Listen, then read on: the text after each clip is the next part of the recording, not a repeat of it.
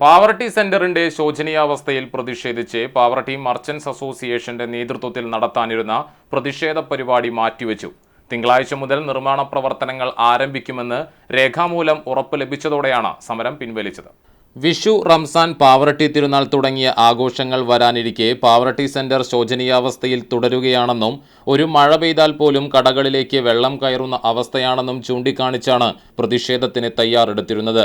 അശാസ്ത്രീയമായാണ് വികസന പ്രവർത്തനങ്ങൾ നടക്കുന്നതെന്നും പൊടിശല്യം മൂലം ജനങ്ങൾ ദുരിതത്തിലാണെന്നും മർച്ചന്റ് അസോസിയേഷൻ ചൂണ്ടിക്കാട്ടിയിരുന്നു. ഉറപ്പ് പാലിച്ചില്ലെങ്കിൽ തുടർ സമരങ്ങളുമായി മുന്നോട്ടു പോകുമെന്നും merchant association president AJ Varghese പറഞ്ഞു.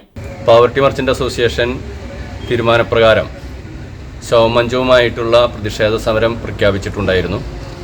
അധികാരികൾ പാവർട്ടി ഗ്രാമപഞ്ചായത്ത് പ്രസിഡന്റും PWDയും ഉണർന്ന് പ്രവർത്തിക്കുന്നതിൻ്റെ ഭാഗമായിട്ട് നാളെ തന്നെ പ്രവർത്തികൾ ആരംഭിക്കാമെന്നുള്ള രേഖാമൂലമുള്ള ഉറപ്പ് മർച്ചന്റ് അസോസിയേഷന് കൈമാറിയിട്ടുണ്ട്.